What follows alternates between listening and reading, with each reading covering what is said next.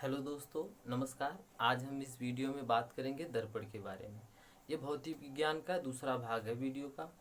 पहला भाग हमने अपलोड किया, अगर आप नहीं देखे हैं तो डिस्क्रिप्शन से देख सकते हैं। आइए हम बात करते हैं दर्पण।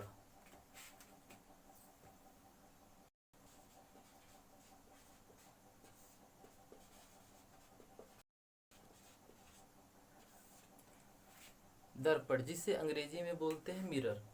आप इसकी परिभाषा अगर आप देना चाहें तो आप दे सकते हैं। ऐसा समतल व चिकना पृष्ठ जिस पर प्रकाश का परावर्तन हो सके। ऐसा समतल व चिकना पृष्ठ जिस पर प्रकाश का परावर्तन हो सके उसे हम दर्पण कहते हैं। ठीक है, तो आइए इसको हम चित्र द्वारा समझ लेते हैं दर्पण क्या होता है। ये आप समझ लीजिए कि कांच का समतल पृष्ठ है। ठीक है, एक तरफ इसको कलई कर दिया जा रहा है।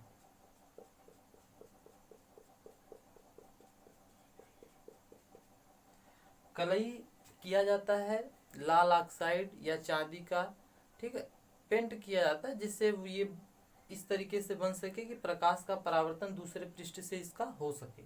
तो जैसे इस पृष्ठ पर हम कलई कर दिए और इस पृष्ठ पर क्या होगा, प्रकाश का परावर्तन होगा। जैसे लाइट यहाँ से जलाएंगे, यहाँ पर अगर प्रकाश गिरा रहे हैं तो यहाँ से रिफ्लेक्ट होके जाएगा, तो परावर्तन हो रहा है। तो सिंपल सी बात है, ये क्या है, दर्पण। ये मान ली इसका नामकरण कर दो, और ये क्या है, दर्पण। कैसा दर्पण है, आप एक तरीके से इसको जानेंगे, समतल दर्पण। क्या है, दर्पण है, तो दर्पण की परिभाषा आप दे सकते हैं, समतल भी कर सकते हैं, चाहे दर्पण भी बोल सकते हैं। अब हम जानेंगे, हमको पढ़ना है दर्पण। गोली दर्पण क्या होता है। ऐसा दर्पण जिस पर परावर्तन गोलीय पृष्ठ से होता है। ऐसा दर्पण जिस पर परावर्तन गोलीय पृष्ठ से होता है उसे गोली दर्पण कहते हैं। अगर हम बात करें सामान्य भाषा में, तो गोली दर्पण कांच का खोखले गोले का कटा हुआ भाग होता है। कांच का खोखले गोले का कटा हुआ भाग होता है जिसे हम गोली दर्पण कहते हैं। जैसे एक कांच का गोला ले लीजिए, समझ लीजिए गोला है, वो खोखला है, ठीक है, उसका एक भाग काट दीजिए, वो आपका दर्पण है, गोली दर्पण बन गया। ठीक है, तो गोली दर्पण क्या होता है, कांच का कटा हुआ खोखला भाग होता है जिसे हम गोलीय दर्पण कहते हैं। दोस्तों, अब इसके बाद गोली दर्पण के दो भाग होते हैं, तो आइए हम चित्र द्वारा समझ लेते हैं, देखते हैं बोर्ड पर। गोली दर्पण, उत्तल दर्पण और अवतल दर्पण। तो गोली दर्पण के दो भाग, जिसे उत्तल दर्पण कॉन्वेक्स मिरर बोलते हैं और दूसरा अवतल दर्पण कॉनकेव मिरर बोलते हैं। तो दोस्तों, अब हम बात करते हैं, आपको बताते हैं कि गोली दर्पण क्या है। जैसा कि हमने आपको बताया कि कांच के खोखले गोले का कटा हुआ भाग जिसे गोली दर्पण कहते हैं। तो यहाँ पे आप समझने के लिए, ये कांच का, ठीक है, कांच का खोखला भाग है, गोला। ठीक है, अब देखिए ध्यान से समझिएगा। तो गोली दर्पण की में दो प्रकार हैं, उत्तल दर्पण, अवतल दर्पण। गोली दर्पण के दो प्रकार हैं, उत्तल दर्पण और अवतल।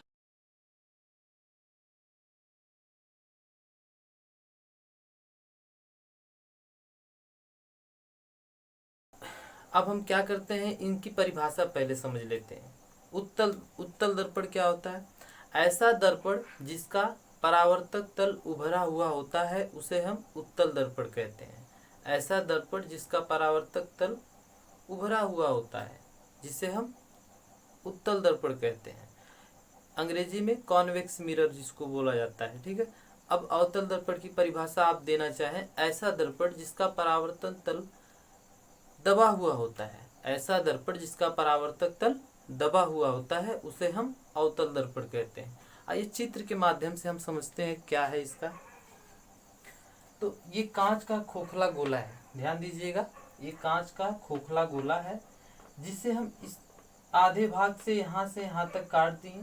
ठीक है, तो ये आधा भाग आपका यहाँ पे मिल गया आपको। ठीक है, ध्यान दीजिएगा, ये यहाँ से यहाँ तक इसका आधा भाग है, ये वाला पार्ट है। ठीक है, तो ये आपका क्या बन गया, अवतल दर्पण। क्या बन गया, अवतल दर्पण। अवतल दर्पण का चित्र आपको बनाना है तो इस तरीके से बनाएंगे। ये परावर्तक तल क्या है, दबा। परावर्तक तल क्या है, दबा हुआ। यहाँ से परावर्तन हो रहा है कि यहाँ से आने वाली प्रकाश की किरण रिफ्लेक्ट होकर यहाँ से जा रही है, और इस साइड पे आपका क्या है, कलई किया गया है जो लाल ऑक्साइड का होता है। तो ध्यान ध्यान रखिएगा, कलई हमेशा दाहिनी ओर होती है, ठीक है। तो इस प्रकार से अब देखिए ये वाला पार्ट आपको हम बता दिए, ये मिल गया, ठीक है। इधर वाला पार्ट अगर आप काट के देख लेते हैं तो ये वाला भाग हो गया। तो ये आपका क्या है, उत्तल दर्पण है। क्या है, उत्तल दर्पण। तो कलई किस साइड हुई है, दाहिने तरफ। हमेशा कलई दर्पण में दाहिने तरफ होती है, इसे आप याद रखिएगा। और हमेशा वस्तु जो प्रकाश की किरणें बाईं ओर से डाली जाती है। दोस्तों एक बार फिर इस पॉइंट को हम रिपीट कर देते हैं। गोली दर्पण कांच के खोखले गोले का कटा हुआ भाग होता है जिसे हम गोलीय दर्पण कहते हैं। कांच के खोखले गोले का कटा हुआ भाग जिसे हम गोलीय दर्पण कहते हैं। अब इसके बाद गोलीय दर्पण के दो प्रकार होते हैं, उत्तल दर्पण, अवतल दर्पण। उत्तल दर्पण कॉन्वेक्स मिरर, अवतल दर्पण कॉनकेव मिरर। तो अब इसको हम परिभाषित करना चाहते हैं तो कैसे करेंगे। ऐसा दर्पण जिसका परावर्तक तल उभरा हुआ होता है उसे हम उत्तल दर्पण कहते हैं। ऐसा दर्पण जिसका परावर्तक तल उभरा हुआ होता है उसे हम उत्तल दर्पण कहते हैं। देखिए ये परावर्तक तल है, उभरा हुआ है, ठीक है। ये दबा हुआ तल में कलई की गई है, तो इसे हम क्या बोलेंगे, उत्तल दर्पण, ठीक है। ये उत्तल दर्पण हो गया। अब इसके बाद परावर्तक तल का मतलब जो प्रकाश किरणें अगर हम इस पर डालते हैं तो ये रिफ्लेक्ट होकर टकरा कर वापिस लौट जाता है, ठीक है। ये परावर्तित किरण हो गई, यहाँ ये आपतित किरण हो गई, ये परावर्तित किरण हो गई, चित्र संख्या ए। अब बी का हम समझते हैं, अवतल दर्पण क्या होता है, मतलब ऐसा दर्पण जिसका परावर्तक तल उसे हम अवतल दर्पण कहते हैं। जैसे ये है परावर्तक तल, क्या है, इसका दबा हुआ है, ये आपका क्या हो गया, अवतल दर्पण। जैसा कि चित्र के माध्यम से आप इस चित्र खोखले गोले, कांच के खोखले गोला है, इसके इधर वाले पार्ट को अगर हम काट देते हैं तो अवतल दर्पण बन जाता है, इधर वाले भाग को काट देते हैं तो उत्तल दर्पण बन जाता है। बीच वाले भाग को हम समतल दर्पण बोल सकते हैं। तो इस प्रकार से दर्पण की परिभाषा आप लोगों को स्पष्ट हो गई होगी।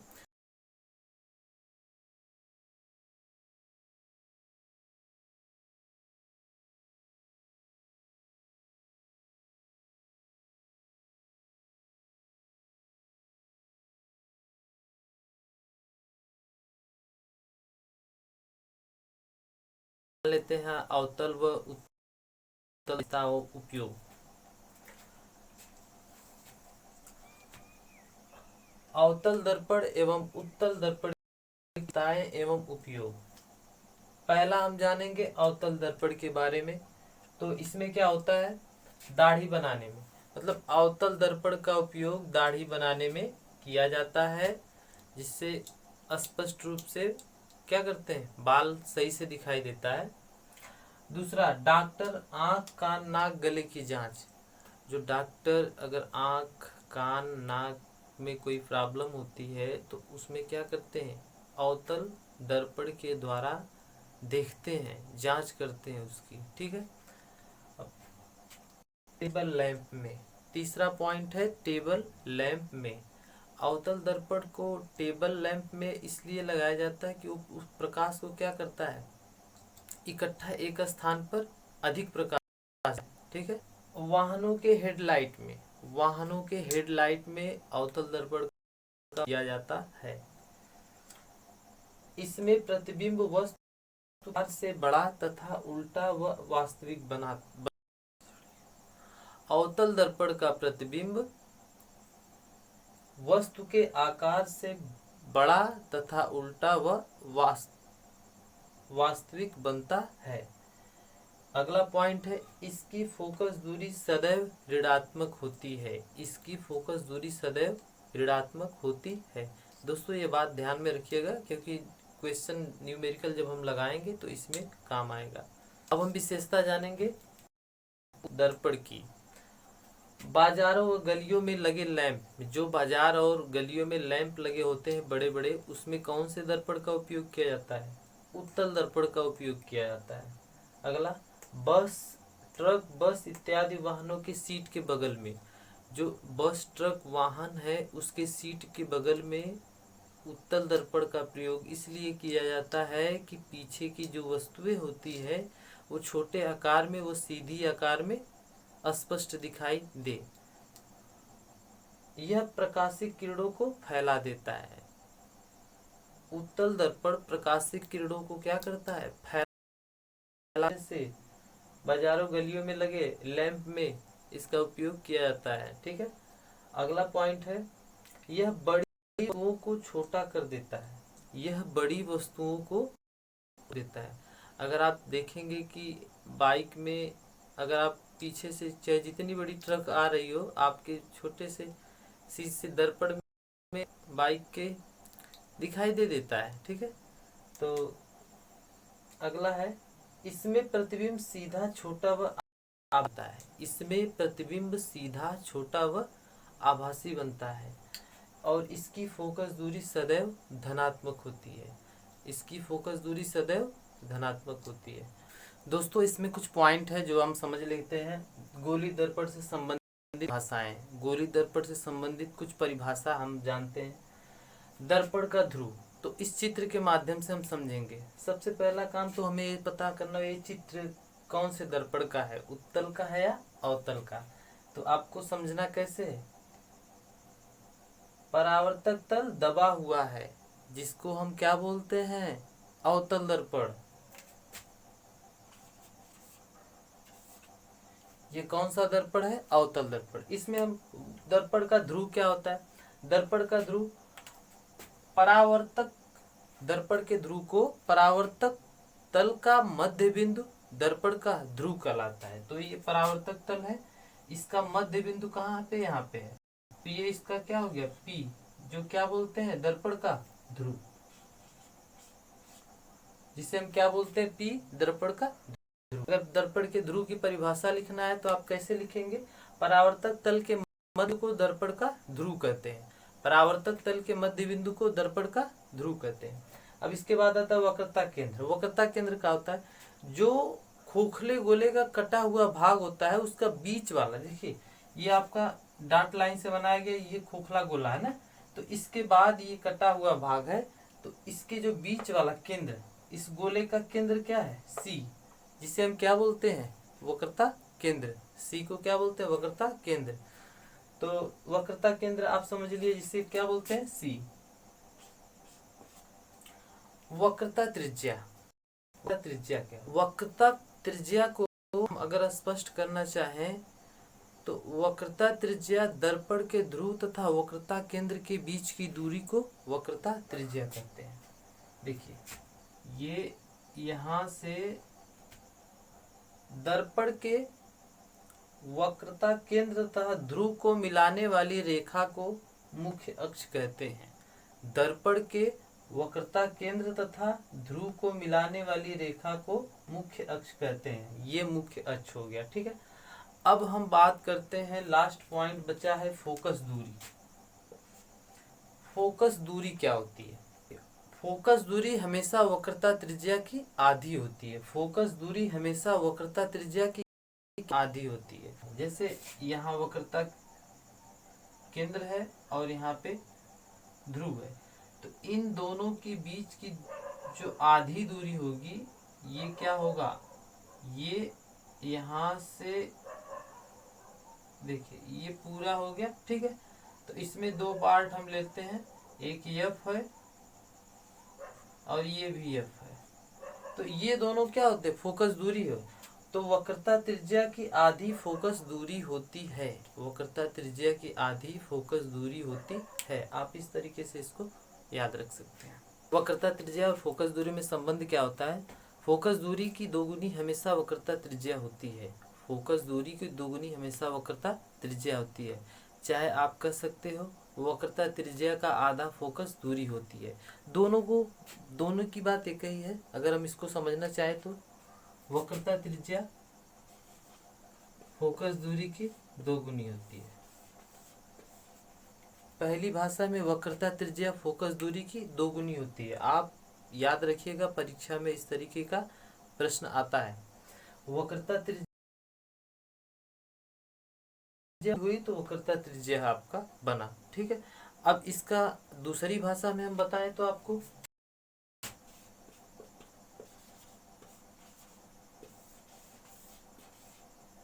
दूसरी भाषा में आपका है फोकस दूरी वक्रता त्रिज्या की आधी होती है। फोकस दूरी त्रिज्या की आधी होती है। देखो फोकस दूरी वक्रता त्रिज्या की आधी होती है। दोनों बातें एक है। ऐसे 3 गुणे 2 करो 6 आएगा, चाहे 2 गुणे 3 करो तब भी 6 आएगा।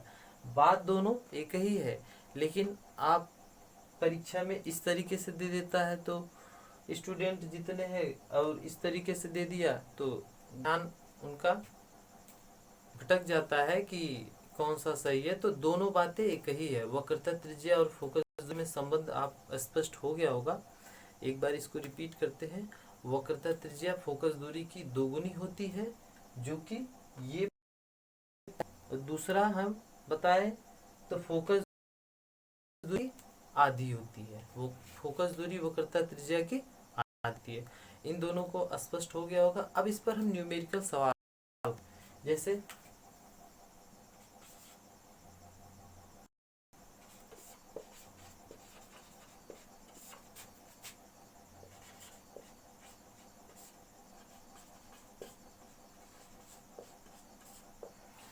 बोला गया है, सवाल में क्या बोला गया है, एक दर्पण की फोकस दूरी 10 सेंटीमीटर है तो वक्रता त्रिज्या ज्ञात कीजिए।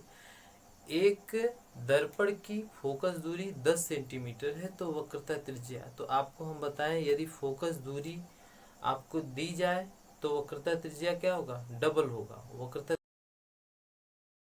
तो फोकस दूरी, जैसा कि हम सीधे सीधे इसका मान बता, फोकस दूरी आपको पता है, वक्रता त्रिज्या पूछ रहा है तो यह पता है, आर पूछेगा तो कर देंगे, क्या होगा 20 हो जाएगा, सीधी बात, ठीक है, आसानी से 20 हो जाएगा। देखो क्या हो जाएगा, आर क्या पूछा है, वक्रता त्रिज्या आर पूछा है तो आर बराबर क्वेश्चन मार्क। अब फोकस दूरी आपके पास है तो एफ बराबर दिया है 10 सेंटीमीटर, तो हम ये फार्मूला लगा लेते हैं, आर बराबर तो गुणे एफ का मान 10, आर बराबर कितना हो गया 20 सेंटीमीटर। तो इस तरीके से हम वक्रता त्रिज्या और फोकस दूरी में संबंध स्पष्ट कर सकते हैं। अगर फोकस दूरी दी गई हो तो वक्रता त्रिज्या सीधे डबल होगा। अगर वक्रता त्रिज्या दी गई हो, फोकस दूरी पूछेगा तो आधा कर देंगे। इस तरीके से एक सवाल।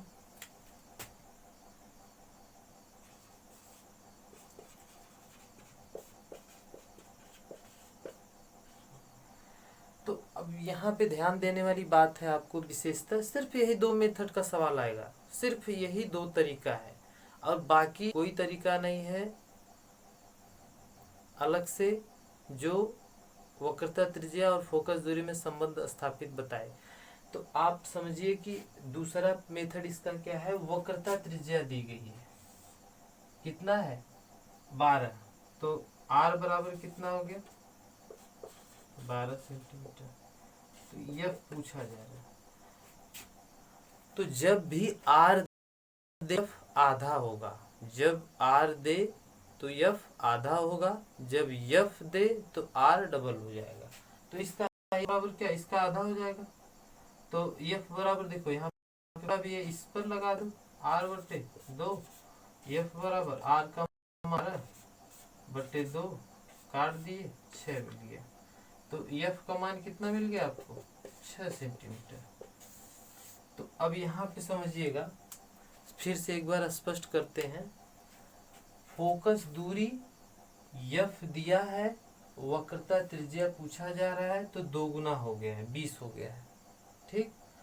अगर दर्पण की वक्रता त्रिज्या दी गई हो, अगर फोकस दूरी आपसे पूछा जा रहा है तो आधी हो जाएगी, ठीक। ये सवाल मतलब आप सब प्रश्न को देखकर इसका उत्तर आप दे सकते हैं बहुत आसानी से, अगर इस बात को आप समझ चुके हैं तो। ठीक है दोस्तों, वीडियो में आज इतना ही। बाकी अगली वीडियो में दर्पण के फार्मूले पर, दर्पण के लिए सूत्र 1/f बराबर 1/v प्लस 1/u और उस पर सवाल, ठीक है, ये बातें आपको आएगी। तो दोस्तों अगर आप मेरे चैनल पर नए हैं तो सब्सक्राइब शेयर और लाइक कर दीजिएगा, जिसकी वजह से आपको ये जानकारी आप तक आसानी से पहुँचेगी।